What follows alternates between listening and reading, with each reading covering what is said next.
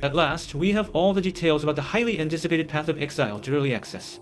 With the massive hype surrounding PoE2 lately, some worried the early access version might not live up to its pre-release hype. The live stream showcase blew all doubts away, revealing a game that surpassed even the highest expectations with its polished and massive content scope. The early access key is priced at just $30, making it incredibly affordable, with 6 classes, 12 ascendancy options, hundreds of skills, and a passive skill system, plus a completely redesigned Atlas system that sets it apart from the original PoE. Since the stream runs for 90 minutes, let me give you a quick breakdown of everything important. Let's dive in. First up, the character classes. PoE2 will ultimately feature 12 classes with 36 ascendancy specializations. The early access launch will start with 6 classes and 12 ascendancy options. Exploring the Monk class. The Monk is a martial class with swift, devastating melee attacks. Mastering elemental combos is crucial for this class. Success relies on combining lightning, ice, and wind elements into powerful combos. Killing Palm instantly defeats low health enemies while granting power charges for critical strikes. These power charges can be spent on other skills. Falling Thunder consumes all power charges to boost damage and projectile count.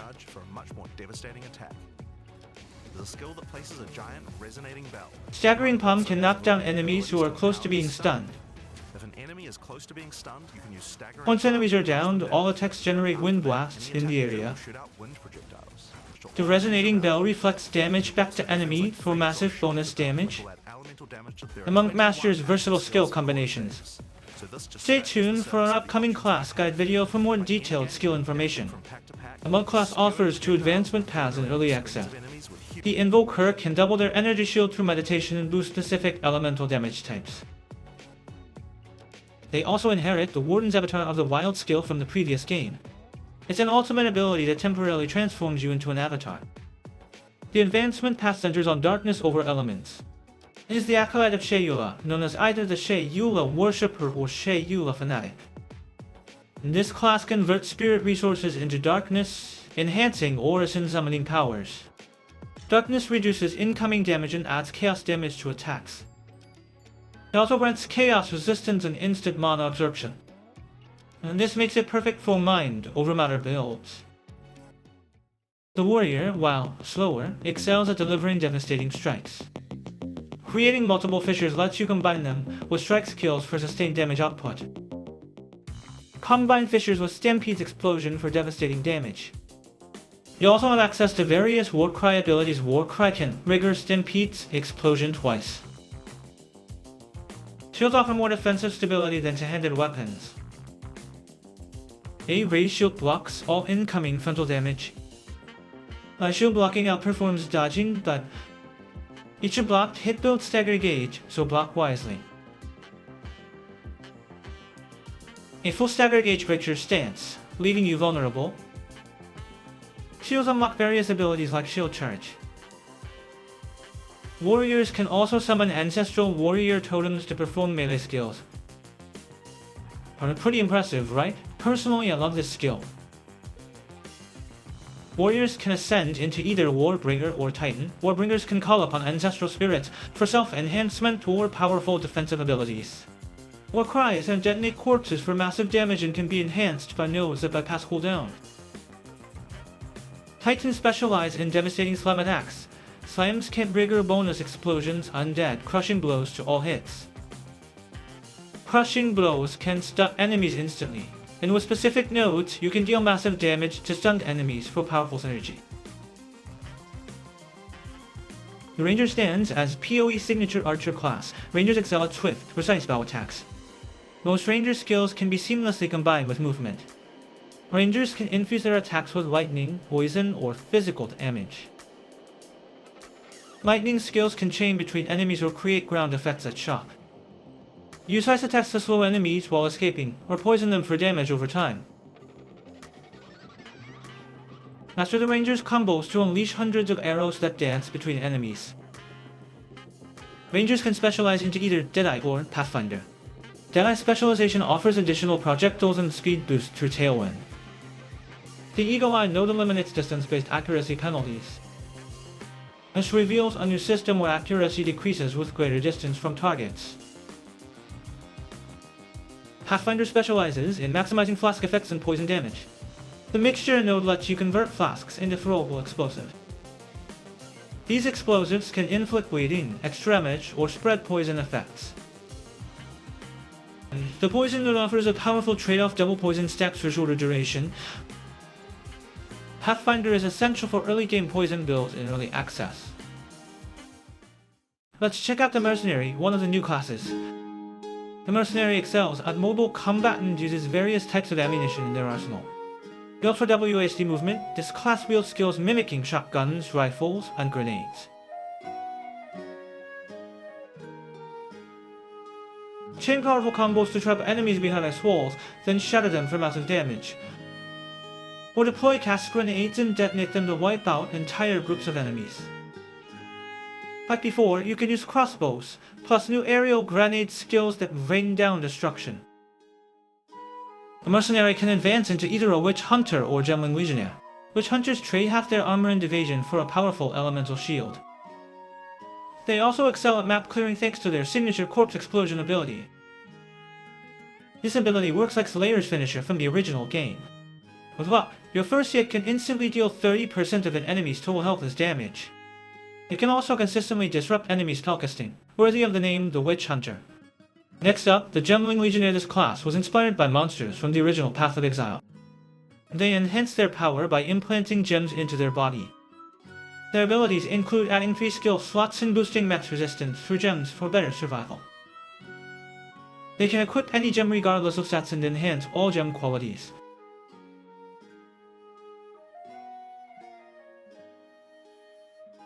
The Witch class shares similarities with the Necromancer. Using Spirit, the Witch can call forth undead minions. They wield chaos spells, curses, and sacrifice abilities. Let's talk about Spirit and how it works. In PoE 2, Spirit functions as a distinct resource separate from mana. Spirit summon minions automatically revive after death following a short cooldown. Your Spirit pool limits the number of active minions. Skeleton warriors cost less spirit, allowing for more summons, but with lower power. For higher damage output, swap skeleton warriors for skeleton arsonists. Stronger minions consume more spirit. Balancing your army composition is key. Similar to Diablo, to S-Revive, the Witch summons spectral beings. While minions provide cover, unleash devastating disease, chaos, and bone spells. Witch can specialize as an Infernal, ISD, or Blood Mage. Infernalists can summon Hellhounds to fight for them and share incoming damage. This node converts all mana into Hellfire. Using skills generates more Hellfire. Maintaining 30% Hellfire grants high ignite chance to you and your minions. The Infernal ISD signature ability is Demon Transformation. You can transform into a demon. Demon form increases damage taken but boosts cast speed and damage output. Those using this skill need strong life recovery. Now for the Blood Mage class. This node makes skills cost both mana and an equal amount of life. Killing enemies drops life orbs to restore health. They've given a fresh twist to a classic Diablo mechanic. You can also convert spelled damage into life force or boost critical damage based on your life total. Can't wait to see what other Blood Mage Ascendancy nodes have in store. Finally, we have the Sorceries, a spellcaster who harnesses diverse elemental magic. While previously sluggish and frustrating, today's footage shows a completely reworked, dynamic class. PoE offers incredible spell combinations from exploding fireballs to crashing ice meteors and swirling lightning vortexes. Flame Wall and Spark make for the strongest early game combo. Flame Wall imbues any projectile passing through it with burning damage. Pair it with Spark's lightning projectiles for combined fire and lightning damage. PoE 2 has automatic weapon switching lets you optimize gear for each skill. Trigger skills offer a new way to utilize spirit resources. Making Firestorm to your Ignite gem will trigger it automatically whenever you ignite enemies. This makes it harder to use Aura Sora minions effectively. The sorcery boasts an impressive arsenal of 25 active skills. These skills aren't exclusively tied to the sorcery's class, you can still mix and match skills from other classes based on your build. Sorceries can advance into the Stormweaver specialization. This node grants access to Elemental Storm. Spell crits trigger Elemental Storm automatically. This makes it a must-have for crit builds. Another node lets Chuck effects stack the cost of reduced duration. Similar to the previous game's Elementalist, apply shock with any damage type through this node, making it valuable for any elemental build. Sorceries can also specialize into the Chronomancer, as the name suggests, they manipulate time. They can freeze time or use time rifts to jump back seconds, restoring HP and mana. Their exclusive skill, Time Snap, resets all cooldowns instantly.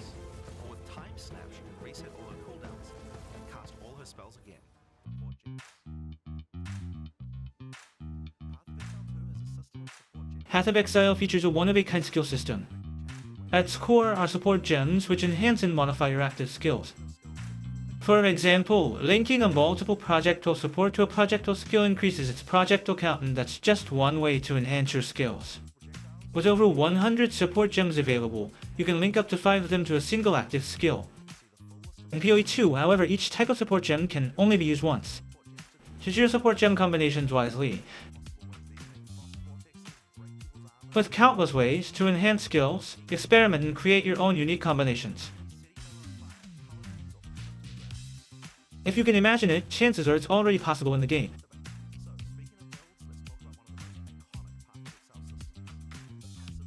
No discussion of builds would be complete without mentioning the passive tree. PoE2's passive tree boasts over 1500 nodes, a sight that can overwhelm any newcomer. And don't worry though, it's far simpler than its predecessor. You learn 1 point per level, with class-specific nodes conveniently placed nearby. Don't worry about making mistakes, you can easily reset nodes with gold, so feel free to experiment with your own build. Here's a tip: identify a few nearby keystone nodes as potential targets for your build. Keystones are powerful abilities that shape your build. They make great targets if you're unsure where to start. The best approach is to pick your keystone first, then plan your path backward from there. If you're still struggling, try following a proven build from experienced players. That's actually how most players begin their journey. As I mentioned, this new version lets you use different skills based on your weapon choice. The same applies to passive skills that can vary with your weapon type. You can set different passive skills for each weapon set, allowing your passive skills to automatically switch with your weapon skill. Two-hand setup in order to be able to block boss attacks while following up with heavy hits from your bigger mace.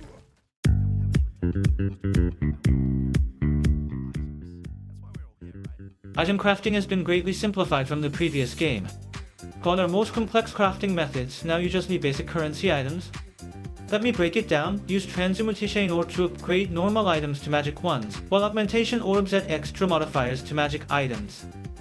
Regal Orbs upgrade magic items to rare quality, while Exalted Orbs enhance items with additional modifiers.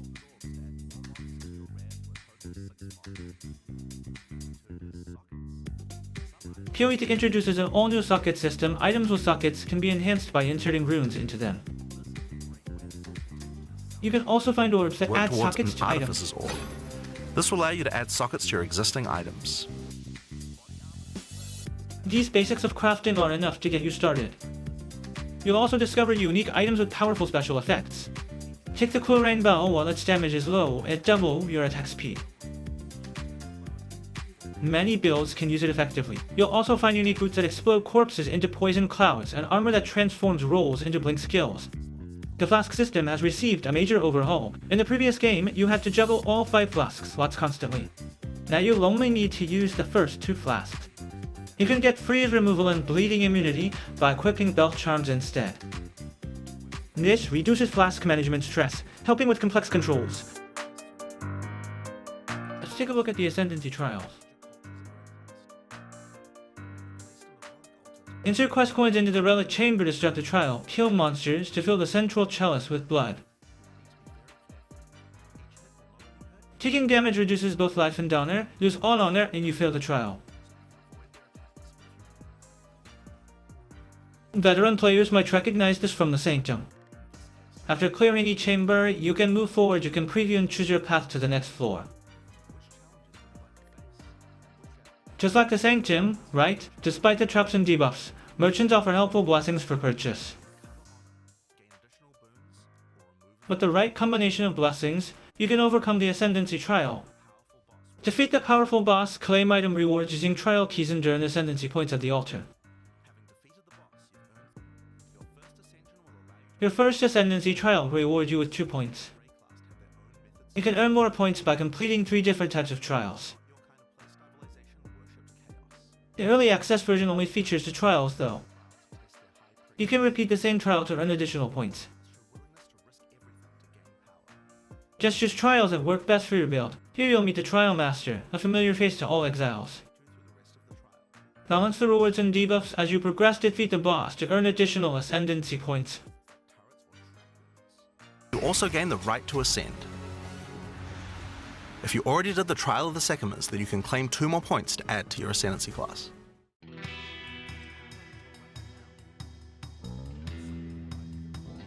PoE 2's campaign was announced to have 6 acts.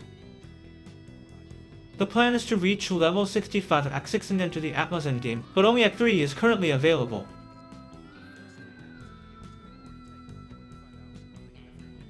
Like early PoE, they're adding cruel difficulty to bridge the gap by repeating acts. With Act 3 taking around 25 hours, typical players will likely need over 50 hours to reach the Atlas.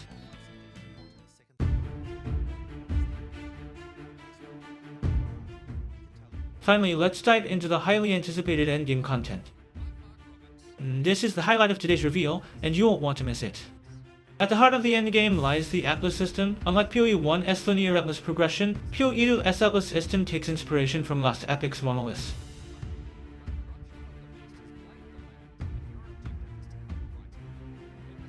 Director Mark Roberts reveals that the Atlas now features infinite expansion in all directions across regions.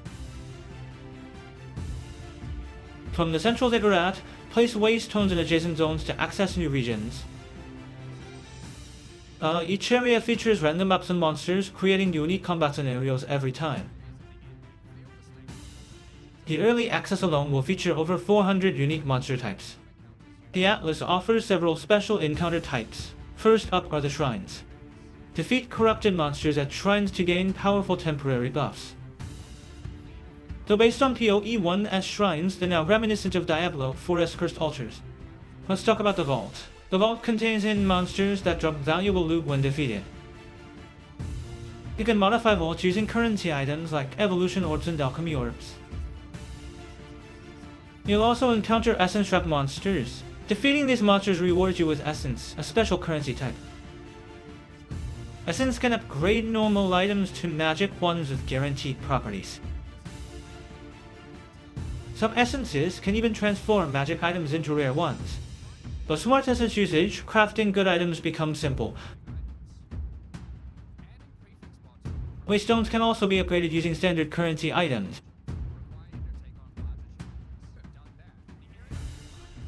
Clearing an area unlocks access to deeper zones.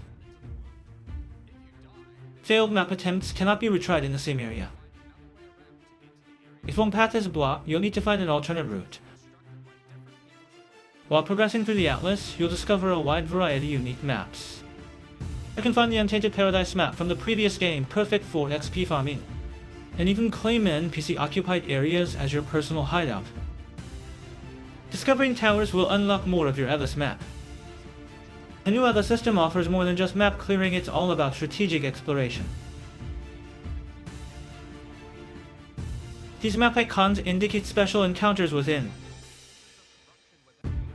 You might face otherworldly creatures or formidable bosses, while this icon shows where you'll encounter a boss monster.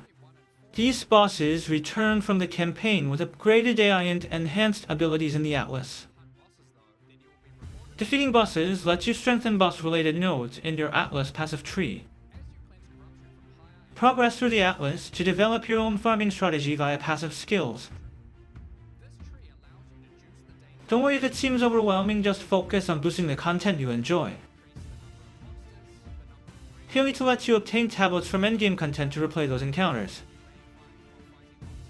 For instance, clearing maps with breaches can drop tablets containing breach content.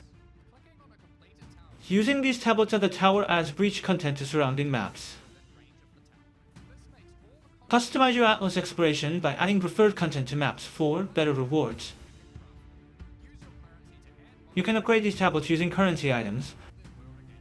Here are other endgame features currently available. Like each feature offers its own unique rewards. Like Essence dropping only from Essence monsters.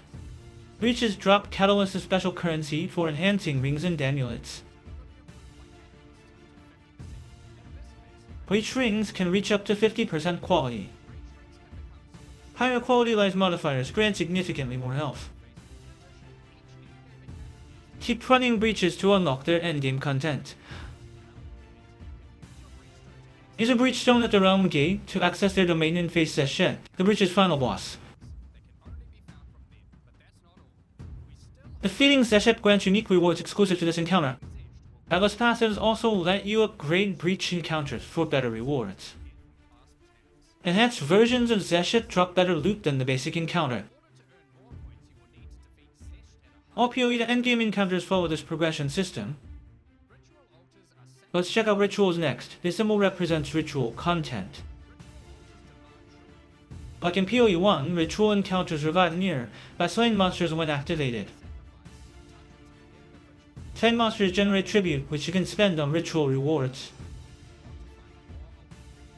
Omens are the rarest rewards from rituals. Omens are powerful crafting tools for high-tier items. The orb of an omen randomly removes item modifiers, but using an omen before an orb of an omen prevents perfect removal when removing item mods. Touching a delirium mirror triggers the delirium effect. Existing monsters become delirium affected and new delirium monsters appear. Delirium drops higher currency, which can be combined to add passive skills to amulets. This allows you to access powerful, but normally out of reach passive skills, making it crucial to obtain these amulets enchantments early. If you don't enjoy delirium content, you can skip it entirely, and simply trade for iris instead. Iris can also be used to upgrade waystones. Enhanced Way, stones and tablets spawn stronger delirium monsters. Collect Simula Ikram splinters to access the Simula Ikram. The Simula Ikram is Delirium's endgame challenge with 15 ways of increasingly difficult monsters and better rewards. Let's talk about the Expedition system. Expedition was one of the most impactful features in PoE 1. With its tough monsters and great rewards, I wonder how they'll balance it in PoE 2. Plant explosives in Expedition encounters to spawn ruin-empowered monsters. Expedition monsters drop artifacts you can trade with vendors for powerful gear. Expedition encounters have a rare chance to drop logbook special endgame missions. Logbooks contain hidden caves and powerful bosses to challenge.